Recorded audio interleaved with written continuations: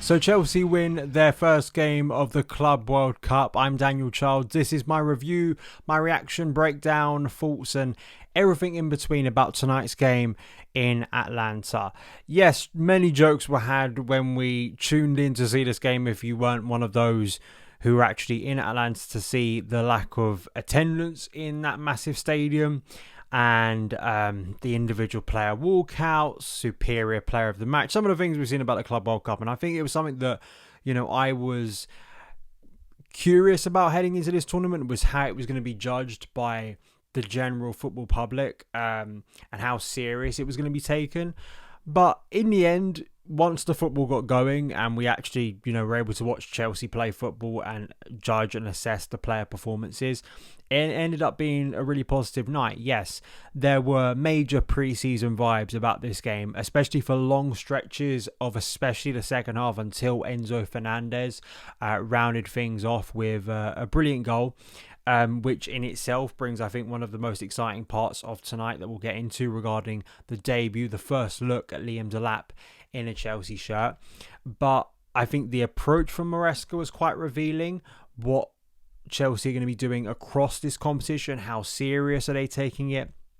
And I guess as well, just one of the things I'm intrigued by is usually with this format for an international tournament, you appreciate that it's very different to club football because, of course, players are not used to playing with each other as much as they do at club level. But now you're taking club teams who just finished a league season, which is not that far away, the muscle memory, the chemistry, the connections, and then taking that into kind of an international format, tournament format, and seeing how that works, I think is going to be interesting, just, I guess, from a Chelsea perspective, of seeing whether those things will continue to be built upon or we'll see new connections formed as we head into the new season. So please do like, subscribe. Yes, I've got a new logo as well heading into the new season. I do classify this kind of as the beginning of 25-26 rather than still 24-25. For me, that ended. That's why we've got a new logo. Hope you like it. Leave me your thoughts down in the comments below. Who's your man of the match? Your thoughts on the game? Your thoughts on the tournament?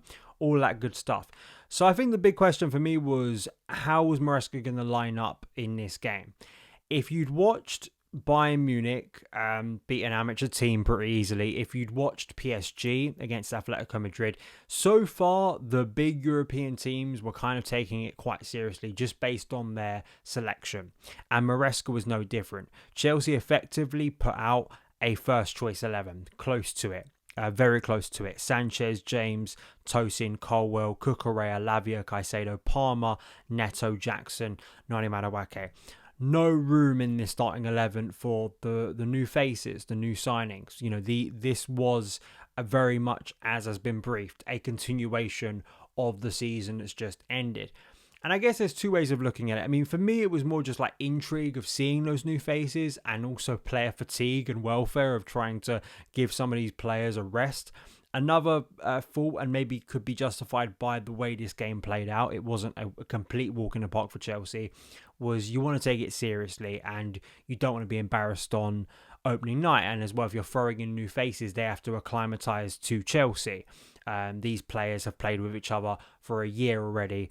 There's going to be that connection, there's going to be that chemistry, and you're kind of relying on players that have shown that they can step up when required. So I think there is, two ways about it. What I'd like to see is that Caicedo, Cucurella, Fernandez, Palmer aren't relied upon to play every single minute.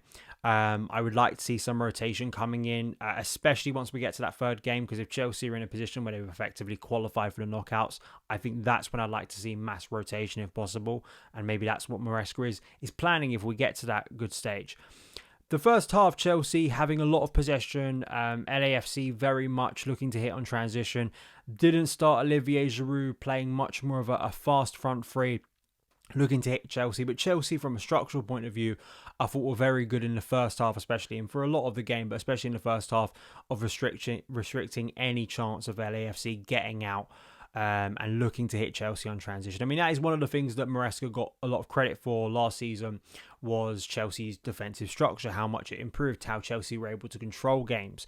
As much as that has been criticised by myself in the past in terms of maybe the style of football, or at least our ability to break down opposition, from an out of possession point of view, Chelsea have obviously improved a lot. And I think having Lavia, Caicedo winning interceptions, keeping that block and keeping the defence in a good way was really positive to see. But from an attacking point of view, it really was a mixed bag. I think the star tonight overall, and he got player of the match, I'm not calling it what they are, player of the match, man of the match, whatever you want to say, was Pedro Neto. Of course, he scores the opening goal, but I just thought from kind of a sharpness point of view, if you contrast his performance with Noni Madueke out on the left, where we've been excited to see him, Noni was very sluggish. Noni was, there were moments in the first half where I think he could have taken a shot at goal. There was one moment very early on where a ball gets played onto his left or right foot, and I'm kind of expecting with Noni, he's going to take that shot. We're not talking about Jadon Sancho here. And he didn't. And it just felt like he was off the pace. And there was a few players like that. And I'm not going to use this opportunity to slam players for looking off the pace. We've just finished a long season. So I think there has to be some grace about that. But just in terms of the context of this game, Neto looked like he very much was direct on it. Wanted to very much seize the opportunity. And of course, the opening goal, Chelsea had struggled to maybe get really clear looks at LA's goal, because they were sitting in kind of this low block, a very usual kind of challenge for Chelsea under Maresca. But really the goal came from a counter-attacking kind of transition opportunity where Chelsea were able to find a ball behind the LA defence. And it was amazing play by Nicholas Jackson. Of course, we're going to talk about Delap, but I think real credit goes to Nicholas Jackson here, because some people will maybe fine shrugging the shoulders if we sell him this summer. I think that would be a terrible move, and kind of not seen as kind of a big part of Chelsea's plans moving forward. However, I think what you saw tonight, and particularly with that opening goal, was the all-round game that Jackson, I think, is that's his strongest attribute, and why I'd like to maintain him and see if we can play a system that has both Delap and Jackson, maybe moving Jackson out to the left, which has been cited by some people. If you're trying to, at least in the immediate term, whoever signs, we'll speak about that in tomorrow's show, who could sign on the left wing for Chelsea this summer. But could Jackson move out there? Because his build-up at times is exceptional. The way he turns, the way he finds that pass, intricate pass behind the LA defence. And that's really where Neto thrives, in those transition opportunities. Hopefully he can improve the other side of him being a winger. But I thought he put in some brilliant crosses today as well that weren't capitalised on really to the max by Chelsea. But I also like just the calmness, not rushing things, cutting onto his left foot and then just drilling the ball into the bottom corner. The second half, we saw a bit of rotation. So we saw Reece James taken off at halftime. He did get a yellow. There was a little bit of a confrontation between both sides very late on in the first half. So we saw Malo Gusto come on, and we also saw Enzo Fernandez coming on for Romeo Lavia at halftime. I assume in both of those cases, James, we understand managing his minutes, and also probably it's the same for Lavia, but I think for both of those, understandable. However, the performance in the second half of Malo Gusto, I think, was really concerning. He lost his man several times. There was a moment where Pedro Neto literally had to take up the role of right back because Gusto was nowhere to be seen. It felt like Gusto was still very much stuck in that row claw first half performance, and very much continued what had been a concerning second season at Stamford Bridge. And also because Josh Achimpong was on the bench, actually, despite not training in recent days.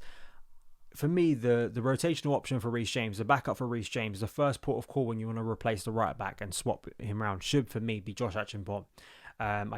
Gusto just doesn't look up to it at the moment, doesn't look up to the pace, and that's really upsetting, because I think there is a lot to like about Malo Gusto, but unfortunately his level of performance just hasn't been there for a long period of time. This isn't like a Noni or other performances you can look at today. Palmer had a few wild moments and others, and you can sort of go, well, it's the Club World Cup and all these unique circumstances. We've seen Gusto underperform for Chelsea for a long period of time now. It's not an anomaly, and that in itself is frustrating. But the second half, it was 1-0. It felt very pre-season. I don't know if it's just my bias and kind of my confirmation bias, I guess, is the way you could frame it. Like how I'm watching a game in the summer in an American stadium. The pitch and the turf is not that great. We're seeing a load of subs. the style of football isn't that great. It's not very fluid. Players are making mistakes. There seems to be a lack of rhythm. And my mind is kind of telling me this is pre-season. This isn't a serious tournament. And maybe that will change as the tournament goes on. That's just the way I felt watching that second half. And listen, it's easy to say that, right? Sometimes we see that in Premier League games, right? But it just felt like that watching a game. However, I think things changed again and very much, revitalised Chelsea's performance when it could have been sliding by the introduction of Liam Delap and also Tyreek George on the left side of Chelsea's attack. I think that was exciting to see and maybe a sign that Tyreek George is going to play most of his minutes in this tournament, as I suspected, on the left of Chelsea's attack, which is great to see. But Liam Delap's introduction was very exciting. Listen, this is a new era for Chelsea strikers, hopefully, and will Delap blossom into something a lot bigger than just like a bargain signing, basically at 30 million. And already he's shoving over the LA captain. He's going into challenges. He's offering a focal point. He's making these nice runs. It already seems to be quite a natural connection between him and Cole Palmer, as expected based on their previous history at Man City. And the fact that he comes on in a game that was kind of ebbing away and he has such an energy to him, an enthusiasm to him, a directness to him, all those things that many people watching him for Ipswich last year were excited about and the potential he could bring to Chelsea. And the goal itself, the goal that wraps up this game, I mean, it was brilliant from all round. Palmer finds Delap running down that right channel, creating the space. But then Delap also, very early on, it was one of the first things he did in the game, really tight angle, and nearly cuts the ball back for Enzo Fernandez inside the box. He completely takes out, just breezes past his opposing, I think it was a fullback at the time, really tight angle, can't get a shot away, but nearly gets a tap in for Enzo Fernandez. I think from that moment, that really set the tone for what was a very exciting debut cameo, really, for Liam Delap. But the way he curls that ball, it's the cliche of a striker sometimes is able to play that pass because he knows the pass he'd like to receive as a centre forward from a winger. And it was a really, really good cross. And there is Enzo Fernandez. It's becoming a trademark of his game at Chelsea. These late runs into the box, anticipating where he's supposed to be and finishing. It wasn't a header like it was in Rocklaw, but all the same, brilliant finish by Enzo Fernandez. Great for him to be there and just to kill the game off at that point. And any chance of LAFC coming back into it were finished, and that basically was the game. I mean, listen, it's not going to be a game that's going to be replayed much, and again, we're in very brand new territory with this tournament. But my hope is that we see a bit more of the new faces and the depth within this squad start to come in and play a few more minutes, because Caicedo, he's a bit of a cheat code, isn't he? And I watched Caicedo in that performance today. It's just the man just does not stop. He has one mode and it's kind of full 100% and that's it. There's no kind of sluggish Caicedo performance. It kind of is to the max or not, which is a bit concerning, just in terms of his fatigue. But that is Moises Caicedo. I thought defensively Chelsea were pretty faultless throughout the game. I thought Tosin had a good game. I thought Levi did.